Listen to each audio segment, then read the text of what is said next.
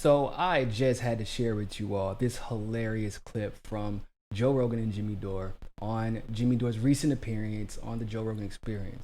Let's talk about it.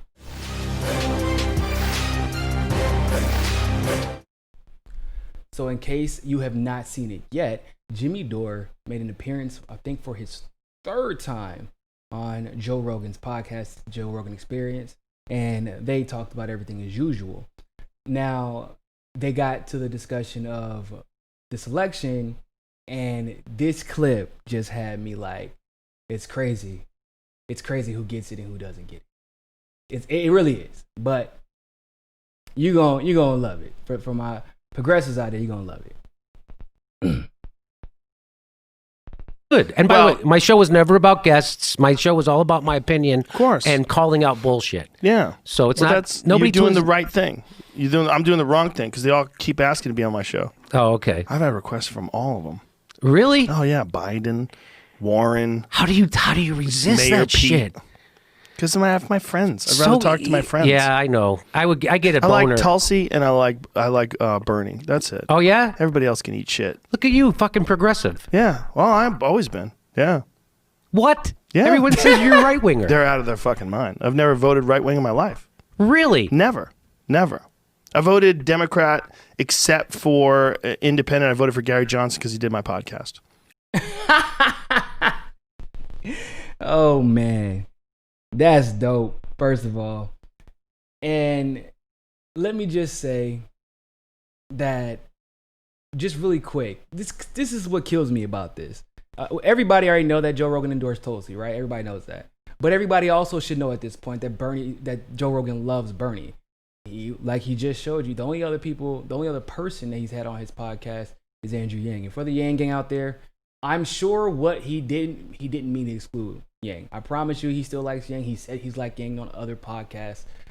Relax, but but he endorsed Tulsi, and Bernie has been his guy since 2016, and even he and Yang talked about that. So that's probably why those are the first two to come to his mind. Now, I just find it interesting. I find it interesting that Joe Rogan also sees what some other elites can't see. And most of those elites are political elites. So Joe Rogan being emotionally removed from this election, right? He cares about who wins, but he does not care about what he can get from their victory because Joe Rogan is actually straight. He's perfectly fine. And his whatever the state of politics is, he's going to be all right. He's not involved in politics. He's not involved in strategy. He doesn't even try to influence people's opinions. That's what that conversation was about. He just has his guests on and he has open, honest dialogue with them. Now he's removed from it and he can clearly see, okay, it's Tulsi and Bernie and there's no one else that matters. Now, this is a reoccurring pattern. Why is it that people who cannot or who don't really give a shit about Warren and don't seek to benefit from her potential, what should we call it? Coronation. The potential coronation, because I seriously doubt she could beat Bernie, nor Tulsi actually for that matter, in a straight up race in the Democratic primary, 37 open and semi-open primary states. I just don't see it happening, especially now. But for everyone who likes that, they like that potential to be a part of that Warren establishment, that Warren wing, formerly known as the Obama wing. They can't see it for shit. Like it's what is it? What's so difficult? Because y'all love Bernie, of course, and you love Warren. But if you love Bernie, it makes no rational sense to me how you can love Warren's politics. We don't even know what the hell Warren's politics are, like if we're being completely honest. But people who are removed from it financially, incentively, they get no incentive if Warren wins. All of a sudden, they can see it's clear as day. Like, how is this even a discussion? How is this even a debate? It's Tulsi and Bernie, and if I like Bernie, why wouldn't I like Tulsi? This is a stupid discussion. How can people think otherwise? It truly makes you wonder what the incentive for those like some of Bernie surrogates who remained, by the way, silent. I'm not going to say no names, but I will say 3 letters. AOC has not said nothing. She has said zero to defend the guy who she campaigned for, who she endorsed, who she said inspired her to be president. The only thing I saw from her was the fact that she liked the tweet from Sarah Silverman bashing people who were bashing Warren. The tweet was celebrating Bernie too, but she was bashing people, saying that they were trying to split up Bernie and Warren. So once again, we find ourselves in another pickle where Nina can speak up for Bernie. Tulsi can speak up for Bernie.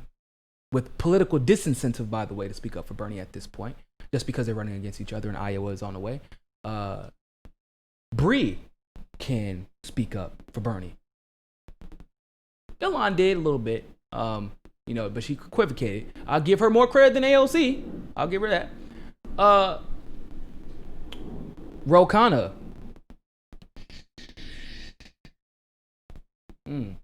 David Sirota. I mean, he's obviously they're talking about Bernie in other ways, of course, but that's not my point. I'm talking about something where Bernie's character, where Bernie's integrity, where his legacy was attacked. This is where you make a principled stance because you got something to lose. If Bernie's campaign goes down in flames, you might just go down with him. And guess what? So be it. And here's why. Because you know the difference between Tulsi, Breon Joy Gray, his national press secretary. I missed one. Tulsi. Bree. Nina. It seems to me that the people who joined the campaign when they had everything to lose and nothing to gain, as what it looked like when they joined, they didn't know what this was going to become. Nobody did. Nobody like this. I thought Bernie was gonna be popular. Did not know it would turn into a cult. Did not know that. And AOC is the new Nancy Pelosi. Oh, don't say that. That's not she's not. Not give her Warren. I would give her the Warren. I don't know about Nancy Pelosi. That's a huge statement right there. Because at least AOC isn't a warmonger yet.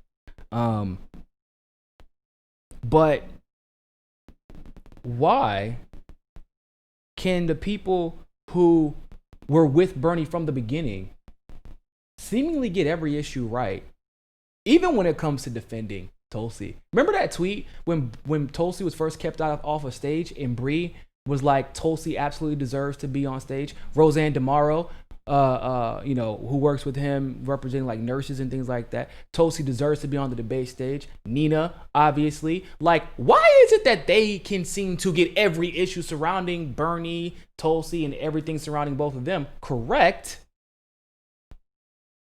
but everyone else who has a vested interest in the potentiality for Warren to be coordinated and then, of course, subsequently being part of that coordination, why is it that they can't get it right? Does it have anything to do with the fact that these people also joined Bernie's campaign when there was only everything to gain and seemingly nothing to lose? They didn't lose a Senate seat like Nina Turner did in the Ohio State Senate because she spent her time fighting for a greater cause than her own campaign, and she lost because of it. And guess what? She never looked back. She didn't know she was going to be president of our revolution and turn it into the most successful PAC that helps out candidates all across the country. She didn't know that.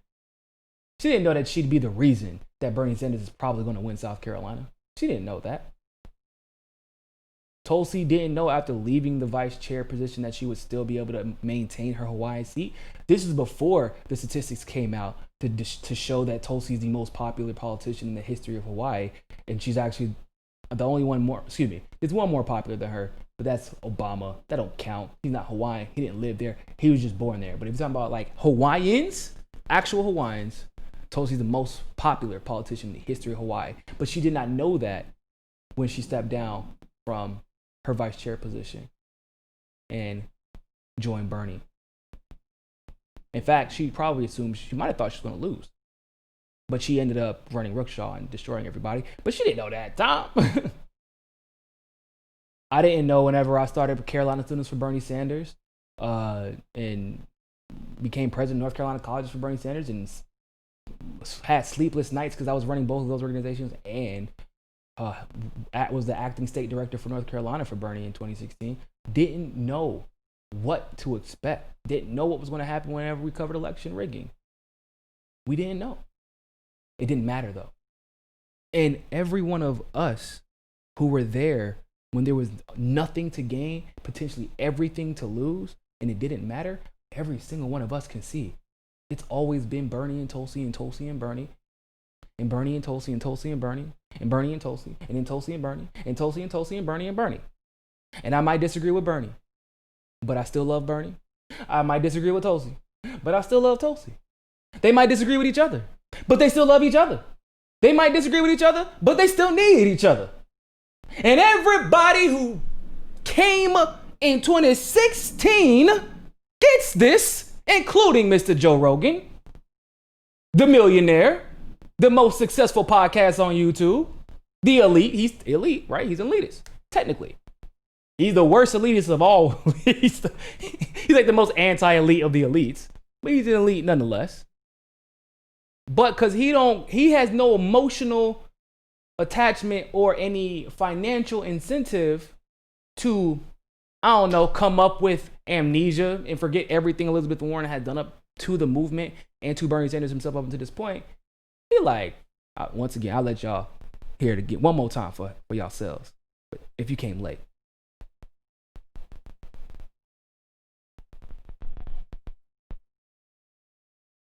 And by the way, my show was never about guests. My show was all about my opinion, of course, and calling out bullshit. Yeah. So it's not nobody doing the right thing. I'm doing the wrong thing because they all keep asking to be on my show. Oh, okay. I've had requests from all of them. Really? Oh yeah, Biden, Warren. How do you resist Mayor that Pete. shit? Because I have my friends. I'd rather talk to my friends. Yeah, I know. I get a boner. I like Tulsi and I like Bernie. That's it. Oh yeah? Everybody else can eat shit. Look at you, fucking progressive. Yeah. Well, I've always been. Yeah. What? Yeah. Everyone says you're a right winger. They're out of their fucking mind. I've never voted right wing in my life. Really? Never. I voted Democrat except for independent. I voted for Gary Johnson because he did my podcast. By the way, that's hilarious. He's like straight up, yeah, I voted for Gary because he did my podcast. I'm not going to lie to you. For those of you who are trying to figure out, well, why does Joe end up having right-wing people on? Well, he was an MMA guy, or he still is. So when you're in that sphere, that's a right-wing sphere of influence. Joe doesn't necessarily have to be right-wing, just like Max Kellerman, he's a co-host on First Take, still a boxing announcer. He's in the fight world, but he's super woke. He graduated from Columbia, and he's about as woke as you can get. But that doesn't mean that sphere isn't still a right-wing sphere. And that sphere has dominated YouTube for a very long time. And so when people see the type of people on Joe Rogan's show, like if they're left-wing and they're popular, they were avoiding it. Remember, it wasn't until recently that neoliberals started they were begging and clawing and scratching to get on Joe Rogan's show. Like only recently that's been the case. Before, they completely ignored him. And then he reached out and was like, yo, I want leftists on my show. And the progressives were the one who answered the call and rang that bell. I was like, well, bring on Kyle, bring on Jimmy, bring on, some of these other people. And he even brought on David Pakman. Like he brought them on. He called for them to come on. He wanted more people, but the neoliberals then they were like, oh no, they're swaying Joe's audience. Now we have to get on Barry Weissman. Yeah, you saw how that worked out. That was content for Jimmy for days after that, which is hilarious. Cool Blue 71, thank you very much for the super chat. Some of what Niko is talking about reminds me of 1970s songs, Smiling Faces sometimes, and Backstabbers. It's wise to be observant and careful. I've never heard both of them, but I'm gonna go listen to them after this now. So that's why it's kind of interesting to hear, like, just so people have to remember too, he was ignorant, admittedly. He admits it himself. So we shouldn't assume because he was ignorant that he was a right winger because people really forget how normalized being ignorant was for a very long time, basically until 2015, 2016. Like, we forget that this is the same country that legalized same-sex marriage like 5 years ago. Okay, we're that same country still. Yeah, I know, it's surprising, people forget, but that's us. And then people were still fighting it 2 years after that. That's still us. I know, people forget, but I love the fact that he just kind of proves the point that I've been making here, that a lot of you in the comments section have been like tearing your hair out about, that Jimmy has made actually a couple of times his damn self. Like, I don't understand, what is it that is making people blind to Elizabeth Warren? There are some people, we've talked about it on the other shows, what I think a lot of the reason is, but there's also an incentive to look away. Because if you call that woman out, well, you might potentially alienate her entire following. And I don't give a whole or a part of a fuck if I alienate her base. Her base can eat a D.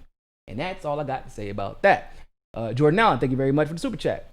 Bill Maher on Joe Rogan. Can you slam his desperate attempt at relevance? I heard about Bill Maher on Joe Rogan, and let me just say, that had to be probably one of the most boring conversations ever. Like, I bet you Joe just kind of sat through that. Like, okay. All right. Yeah, okay. Yeah, yeah, it's everything on Twitter sucks. Yeah, okay. Tulsi, can you come back, please? Jim? Kyle, you available? Can I talk to somebody who isn't just going to tell me the same thing over and over again about how young people suck and how racism isn't a big deal? He said that Barry Wise is his friend on Joe Rogan. Well, that's all you need to know about that podcast. I don't know if I want to put myself through that. Also, I did find it interesting that Joe said that every presidential candidate has reached out to him to get on his show. That is impressive. That is incredibly impressive. Because, once again, like I just said, the entire left ignored Joe Rogan until very recently. But he stayed true to himself. Even when people were attacking him, he never did anything but listen. That's what Joe Rogan does. He's one of the best listeners that I've ever seen. He's so patient. He's so understanding. And a lot of that comes from his privilege. But you have to be able to use your privilege to the advantage of others. That is how you use your privilege. That's like how you should use it. His privilege is not really being bothered by shit because Joe Rogan is a cisgendered white male who is wealthy and is successful in multiple avenues of his life. Why does he need to get worked up about something like that? So that allows him to sometimes people expose themselves on. Candace Owens exposed herself on Joe Rogan. Charlie Kirk exposed himself on Joe Rogan. David Rubin exposed himself. Barry Wise exposed herself.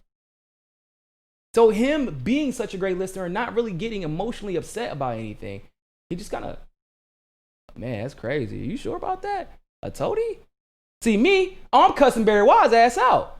Cause I got skin in the game. I'm invested in this movement. You don't call her an aside toady. Like, I don't have that because of my personal experiences. My privilege, I can use my privilege in different ways. Doing what Joe Rogan do, I ain't sitting in a room with Charlie Kirk unless it's to cuss his ass out. That's the only way I'm just saying, or debate him, which might involve what I just said too.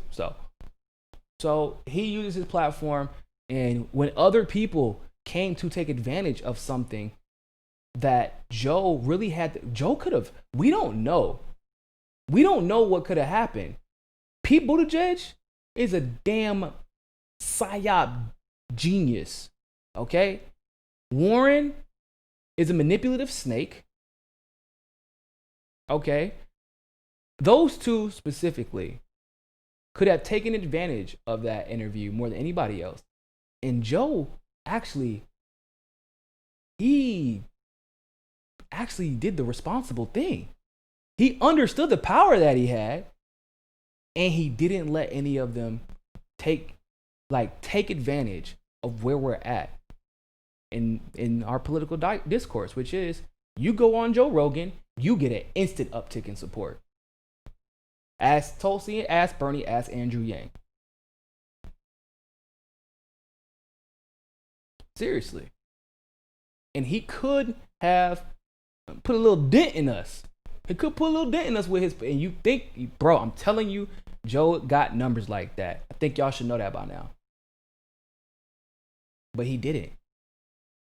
He let the outsiders do what outsiders do. So yeah, who might bring on that Barry Wise, but Barry Wise is an idiot. Nobody cares what she has to say. You know, unless it's to make fun of her. That's the only part of the interview anybody remembers. He might bring on the Bill Myers because he doesn't deny any type of people. But when you're talking about public figures and you're talking about influencing the potential outcome of an election, he actually did the responsible thing. And that's pretty admirable too.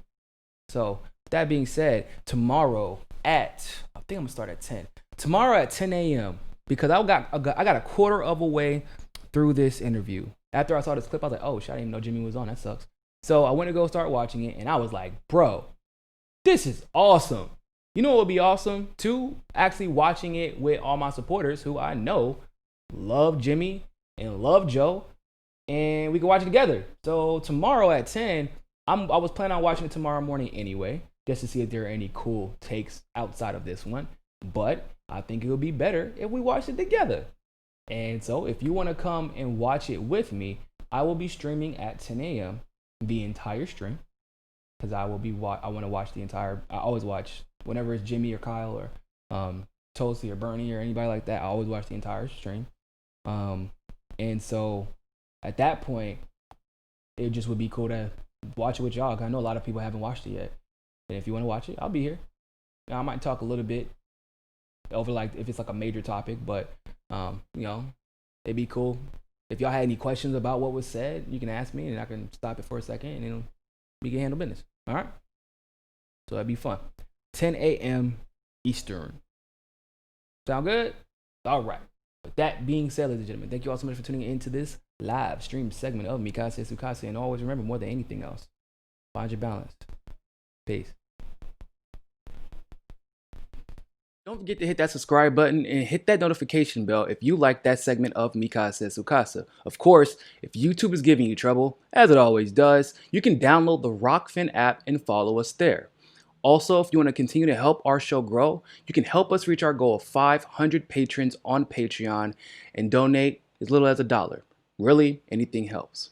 Other than that, always remember, people, more than anything else, find your balance. Peace.